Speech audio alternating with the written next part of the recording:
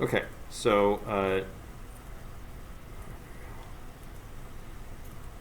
French Revolution is certainly a turning point in modern European history. Some people think it's the beginning of modern European history, or even modern world history, because of its attack against the old regime, the remnants of feudalism. Now, that would be more of a positive view of the revolution. The other would be that it was a pointless bloodbath. That what started out maybe in its early phases as a noble effort to put into place the principles of the Enlightenment and to create a government based on the will of the people quickly descended into rampant violence, and then the violence became an excuse in and of itself simply for people to express their hatred and anger against their perceived enemies. So this question, the other question that would be on the same level would be the causes of World War I, is the most written about topic in historiography, is trying to understand what was the French Revolution all about. What was the primary cause of it? Is its legacy positive or negative? So there's a lot of ink that's been spilled on this question. Okay, so the reason in part that it's important is because France was important. France was, other than Russia, the most populous country in Europe. It was obviously during the reign of Louis XIV one of the central features of science, learning, culture, politics, Versailles, and it was the home of the Enlightenment. So obviously there were other centers in the Enlightenment, but I think it's really telling that Frederick the Great, the German king of Prussia, what was his chosen language? French. Because to him, French was the language of learning. It was the language of the Enlightenment. Also, many people were taken by surprise with the revolution. Yes, France had problems. People knew about those problems. But the rapidity with which the old regime crumbled was really just shocking. I'm trying to think of other events that would be similar. And you guys, this is before your time. The only thing I can think of that would have the same kind of shock value in the way in which it unfolded would be the fall of communism in 1989 and 1990, how quickly it collapsed. And so there's no one factor that caused the French Revolution. It's clearly a complex interaction of both long and short-term causes. So how the French state had developed in its system of, for example, selling offices to office holders, and having those offices be hereditarily passed on from one generation to the next. Its antiquated tax system, its inability to centralize into one legal code, the expanse of commerce and the way it challenged the feudal structure, the poor financial situation of the monarchy because of its involvement in wars and wasteful spending at Versailles. All of these things played a role. All right, so Lefebvre and many others think that the social cause is the most important. So you have a legally defined, this is important. We have a class structure in the United States, but it's one that's flexible. You can move in and out of classes. This is a legally defined class structure based on a feudal principle between those who pray, those who fight, and those who work. So the clergy were about 0.5% of the population. The nobility were about 1.5% of the population. And by the way, the nobles in other countries, like in Eastern Europe, were much bigger. The third estate, which just basically lumps everybody else together, and there's a tremendous amount of diversity there, which is about 25 million people, or 98% of the population, is made up of about 1 million bourgeoisie. These are people involved in commerce or manufacturing. Non-agricultural workers, these would be artisans. Landowning or tenant farmers, so this is basically a division of people who either owned their own land or owned larger portions of land. And then day laborers would be the urban poor. And then you still even had a few remnants of serfdom in certain areas, mostly in southern France. So this is viewed as the deepest and most persistent cause. It's partly what explains the depth of the French Revolution because of these deep social divisions over a long period of time that caused maybe a lot of the violence. So the first interpretive school is the Marxist school, which we just read by Georges Lefebvre. Which basically argues that it was the effort by the bourgeoisie, which was rising in power because of the changes in commerce, the expansion and the beginnings of manufacturing, was asserting itself economically and socially, and so there was a discrepancy between their political power and influence and the role that they played in the economy, and that resentment is what fueled the revolution. And so this system was based on legally defined privileges and exemptions. So the nobles had over time won exemptions from certain taxes. Not all taxes, but many taxes were not paid by nobles, which is counter to our view, which we have a progressive tax system, which is that if you make a lot more money, you should probably pay a higher rate than the people who are the poorest. This is almost the reverse of that. It's a regressive tax system. And then there were legally defined privileges that reinforced your status, that you were superior. Sometimes it was even trivial things like what color your clothes could be. Only nobles could wear sidearms. They had their own courts, the parlements, where they were tried, which limited the power of the nobility, which wasn't the same as a peasant. So France was a very wealthy country. It had a very complex economy. Compared to the United States, it's not very big, but compared to European countries, it's a large country with diverse agriculture, manufacturing, geographic regions. But it was almost like a giant with one hand tied behind its back because of the antiquated tax system, which wasn't drawing fully on the wealth of the country to help solve its problems and also to provide the sort of public goods that make countries effective. Okay, so the first estate is the clergy, and we should remember that there's the upper and the lower clergy. So the guy on the picture there, he's a good example of the upper clergy. That's Cardinal Richelieu, who would have been the advisor to Louis XIII. So not only was he a member of the clergy, but he was also a member of the nobility. He was a very wealthy man who probably profited much from his involvement in state policies, which was generally accepted at the time. So we view a public office, or at least we should, as a public trust. You're a public servant. You're trying to do good for the public. You have a salary, but you're not trying to make money off of the fact that you're serving the public. Whereas this view in a hierarchical system based on patronage and privilege, you do have that view. It's like my public office is something that benefits me and my family. So the church had a tax exemption, but it did make so-called annual contributions to the French budget. And it did own 10% of the land in France and ran most of the schools. And there's a division, obviously, between people like Richelieu and then the local parish priest called the curé. So generally, the upper clergy, a lot of people resented their privileges, but for a lot of people in France, especially in rural areas, their parish priest was somebody who they respected and admired because he was one of them, basically. And the church also collected the tithe, which was, sort of a voluntarily but really involuntary contribution to support the functioning of the church. So it's amounted to about 3 to 6% of peasant income. Then we move on to the aristocracy. So this is the second estate. And as I said before, their position was legally defined.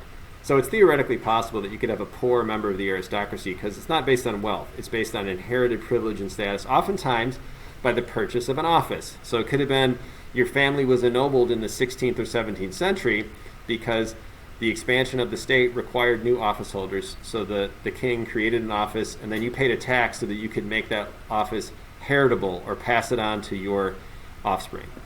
So nobles had legal privileges. I already mentioned some of them. They could also hunt on the common lands. They had their own courts and their own legal system. So this is a critical fact for assessing Lefebvre's interpretation. 40% of nobles gained their titles in the 17th and 18th century. So that means it was possible to move from the third to the second estate. Okay, it was not a glass ceiling. You could by gaining an office. And the middle class imitated the nobles. They wanted to become like the nobles. They imitated their fashion styles. They put on airs of nobles. And even if they had started and based their wealth on business, there was this view, which many countries had, maybe not the Netherlands or England, that to work with your hands, to work toward gaining money, it's almost looked down upon. It's sort of the anti-American dream, right? Is the whole idea is to gain a position where you can be a person of leisure and a person who can pursue other types of amusements, whether that's education or what have you, or science. But to seem to be grasping for wealth was considered to be bourgeois. It was considered to be beneath a noble. So there was a lot of bourgeoisie who wanted to aspire to that position and attitude.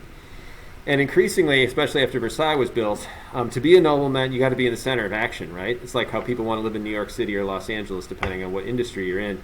It's like if you're into cooking, got to go to New York City. If you want to be an actor or an actress, you got to go to L.A. So if you wanted to be a cool person, you needed to go to Versailles. You need to go to Paris. And to support your expensive lifestyle with all the consumer revolution going on, you really revived feudal dues. So there was actually in the 18th century, especially after Louis XIV died in 1715, an aristocratic reaction against absolutism and a reinforcement of feudalism to try to revive dues and fees that peasants supposedly were, required to give to their nobles. And some of these people actually invested in commerce and industry, and they searched for a sinecure. A sinecure is an easy government job that requires very little effort. So, and I'm not making this up, there actually were positions at Versailles for snuffing out the candles. So imagine in an age before electricity, how many candles in all those rooms in Versailles would you need to like put a light in there, especially after the sun went down, to be able to see what's going on? So there was actually a person whose job it was to light the candles and put them out. So that would be considered sort of like one of those ceremonial positions, which would have a good salary but doesn't require a whole lot from the person who does it. All right, famous cartoon, many different variations of this cartoon. So you see the first two estates riding on the back of the peasant there who's doing all the work, and they're just like taking the free rider problem. So the third estate, like I said, was very diverse behind this whole like uniform legal status of being part of the third estate. So it consisted of, like, on the top end, industrialists, the beginnings of industry, merchants, lawyers, and other types of professionals, physicians. The bourgeoisie owned about 20 to 25% of the land, and that's how they made some of their money as renters to peasants. Clearly, they could become nobles. We talked about that. Among the poor, there were a lot of problems with crop failures in the 1770s and 80s, and there were a lot of urban revolts on behalf of cheaper bread prices, because bread was a big staple of the French diet, much more than it is in like the United States. Like in some cases, 80% of the calories of a French person came from bread, or at least bread derivatives. And so governments, even local governments, established the precedent that to avoid urban riots, they would either store grain for free distribution or would respond to these riots by trying to lower the price of grain and managing it. So this kind of set the stage, like the popular crowd in the street could actually bring an impact. So keep in mind, the revolution is two things. It's the top-down reform by like higher people who make legal, decisions. They write the Declaration of Rights of Man and Citizen and a Constitution. And then there's the crowd from below, which is trying to push the revolution further by direct political action, oftentimes using violence. And so the Third Estate really resented feudalism, the remnants of feudalism. So when the king called the Estates General in 1788, he encouraged all the people of France, and the first full election that most people had ever heard, and write down their grievances. These are called cahiers de doléances, and most of these cahiers were really related to the resentment of the inequalities of the feudal system as it existed under the old regime. So peasants found themselves squeezed by a shortage of land as population increased, and economic changes like the aristocratic reaction and the movement toward commerce, which compromised their position within the economy. So peasants owned about 40% of the land. So even though they were basically 80 to 85% of the population. You don't have to remember all this stuff. But these are like several of the many kinds of obligations that peasants either own to the state or to the manor, which is the lord's estate. Obligations of taxes, fees to use like an oven to bake your bread. And one of the worst that was really resented is that one on the bottom right-hand corner, the corvée, which was a labor service. So this is unpaid, unremunerated labor where you're required to work for a couple of days on the Lord's land and maybe a couple of days a month to like serve the state by building bridges or repairing roads or things like that without any kind of compensation. So this could actually, if you add it all up, be about 50% of a peasant income, which of course when there's difficult economic times that really pinches. Okay, so one of the mistakes people make is because we have an old regime, that means they assume France wasn't changing. That is false. France was changing economically very rapidly. In fact, French commerce after 1714, the War of Spanish Succession, expanded faster than English commerce. And there was even the beginnings of some industry. Okay? However, the government wasn't tapping into this new wealth because of the inefficient way in which taxes were collected. They were actually not collected directly by the state. This was farmed out to the so-called farmers general, 150 wealthy banking families, who collected it on behalf of the government. So here's what they did. They collected roughly twice as what they were supposed to collect, kept half of it for themselves, and gave the other half to the government. Not to mention, of course, that the burden fell most on those who were least able to pay. Okay? And then the other big problem which preceded the French Revolution was rising bread prices. So the years 1787 to 1789 were very poor. There was famines, crop failures, bread prices were going through the roof, and this only exacerbated a already tense situation of political conflict between the monarchy and the aristocracy, and then also the criticisms of the royal family. So French society was changing, but the government was not effective or responsive in dealing with these changes and the problems they caused. All right, so that second argument on that Sherman PDF was by Sutherland. So his argument is this. that really the French Revolution, despite the social background, is a political conflict between the king and, at least to begin with, the nobility. So this absolutist tradition that France had, starting with Louis XIII and XIV, really requires a monarch who's energetic and effective and has the presence and the ruthlessness to be able to engage in, strong actions. And Louis XVI wasn't that person. And this, of course, led to the nobility to reassert itself. Okay, so even after Louis XIV died, the nobles began to reassert their power through using the parlements, challenging through whatever legal system was available the king's policies. So Louis XIV had tamed the parlements, but the feudal system remained. He didn't succeed in creating a new state. He only superimposed over the old state his political authority in the glittering facade of Versailles.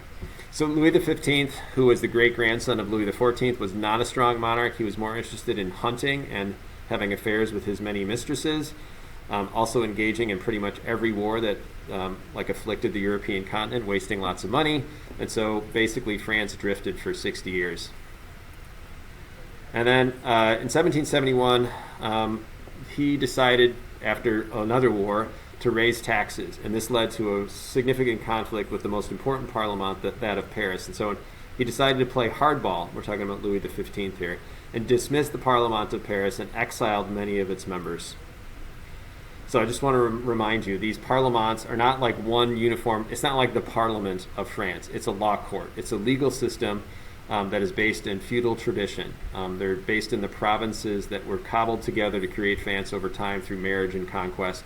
And their job was to run as a court system, but also to register the decrees of the king to give them force in that local area.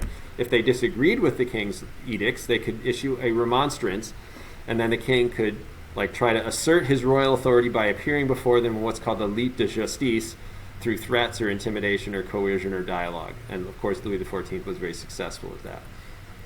Okay, so Louis XVI, generally viewed as a well-meaning family man, religious, loved his family, his children, but just really not up to the job of dealing with the problems that France faced.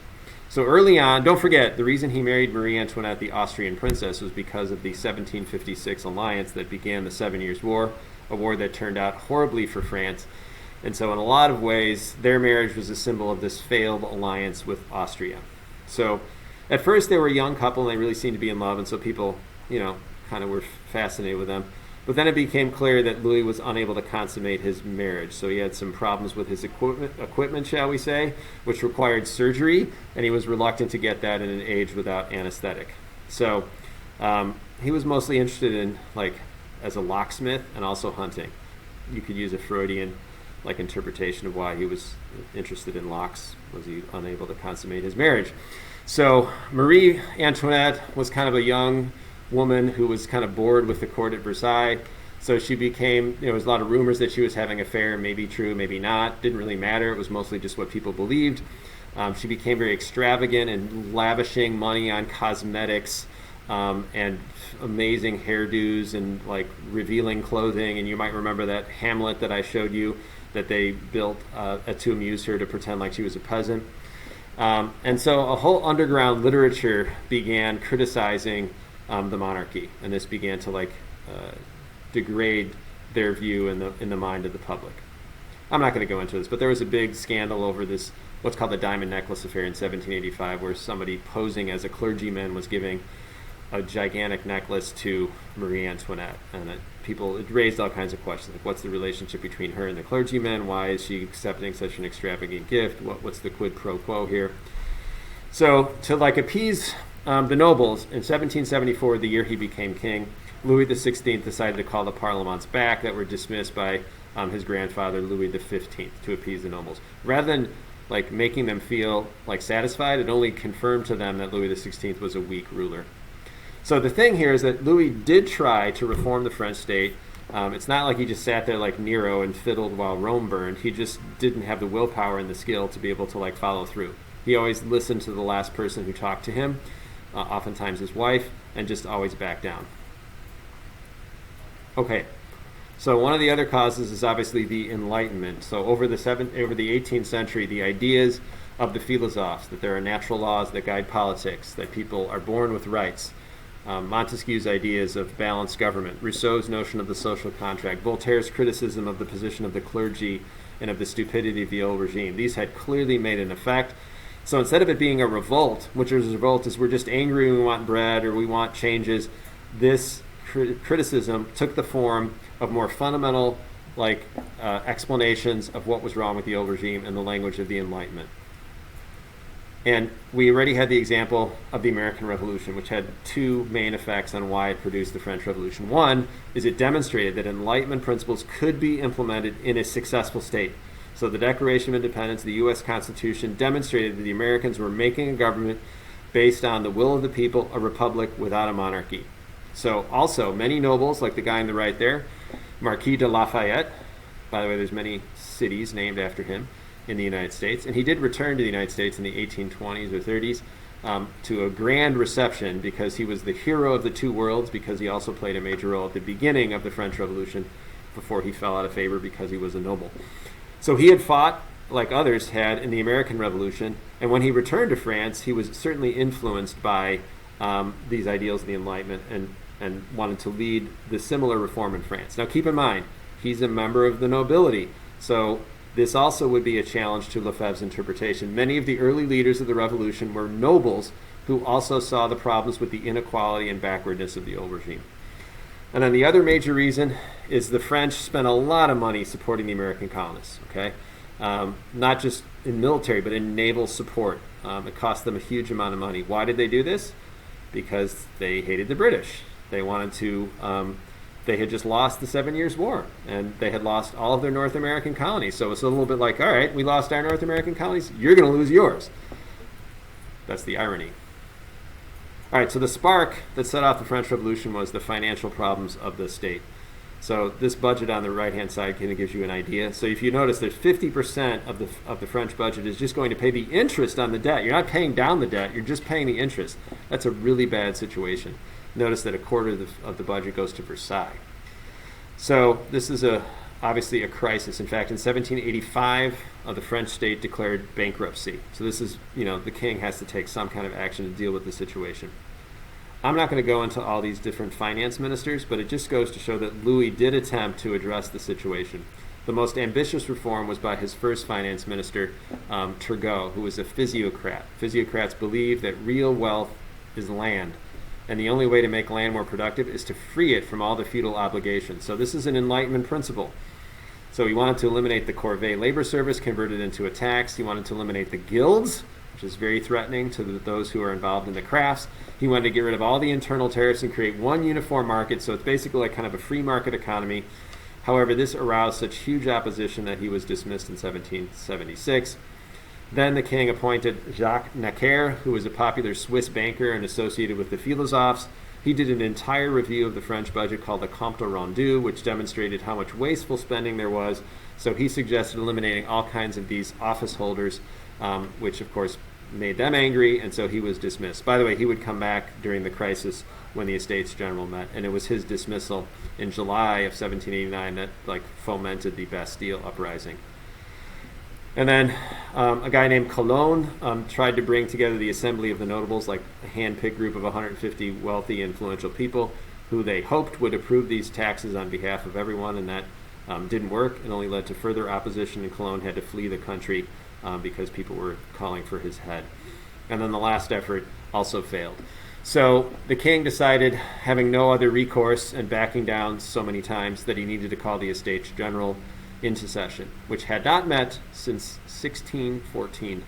Okay, he tried one last chance to play hardball by dismissing the Parlement of Paris, but this led to nationwide protests, so he had to continue with his plan of calling the Estates General. Okay, so this is where we get into the initial moment of the French Revolution. So the Estates General had not met in 175 years during the reign of Louis XIII. Okay, and so the big question was, what's this body going to do? So the whole writing the Cahiers led to the politicization of the country. So, by the way, most people didn't vote directly for their representative. They voted for an elector who then picked the representative, kind of like our electoral college, to sort of filter it so that there weren't really a lot of common people there. In fact, in the Third Estate, you know how many peasants there were? at the States General? 0. Okay, there were lots of lawyers though who represented supposedly the interests of the lower classes. All right, so the liberal leaders at this time were mostly members of the First and Second Estate. Honora Mirabeau, who was a member of the nobility, Lafayette, who I mentioned, and then Abbé Sieyès, who was a member of the clergy, but who sympathized strongly with the Third Estate. In fact, he wrote a pamphlet called, and this is a little bit like Thomas Paine's Common Sense, What is the Third Estate? Which basically he was saying, what's their position? It's not just in the feudal structure. The Third Estate is everyone. The Third Estate is the embodied will of the people and should be heard more importantly than the First and Second Estates, who are such a small percentage of the population. So the big issues were the Third Estate, the feeling was, since they represented a much greater percentage of the population, should have more representatives. That was agreed to. The problem with it is it doesn't really matter if the estate only gets one vote. In other words, the whole group of 578 representatives for the Third Estate caucus together and they decide with their one vote what kind of policies they want to support. The problem is the First and the Second Estate can outvote them 2-1, even though they're only 3% of the population or 2% of the population. So this became the more critical issue, voting by head or voting by order. So obviously the Third Estate wanted to vote by head, like each individual head or person gets a vote rather than the orders themselves only get one vote. The inability to resolve this issue led to the first act of the French Revolution, which is the calling of the Estates General, or the Declaration of the National Assembly on June 17th, 1789. And then later on, they were locked out of their meeting place, and then they went to the nearby tennis court on June 20th, 1789, and declared their resolve not to disband until they had written a constitution. Okay, so it wasn't the peasants attacking the Bastille, because there were really no peasants at the Bastille on July 14, 1789. That started the French Revolution. It was nobles who began the revolution by resisting the efforts of the king to impose some kind of reforms on the system, either without their input or without fully realizing some kind of a system of enlightened government. So it's kind of a joke, but when the king heard about the Bastille on July 14th, 1789, he said, "It's a revolt." And his advisor said, "No, sire, it's a revolution," which is to remind him, you've just unleashed something much bigger than you could possibly imagine. So that's kind of an overview of the various causes of the French Revolution.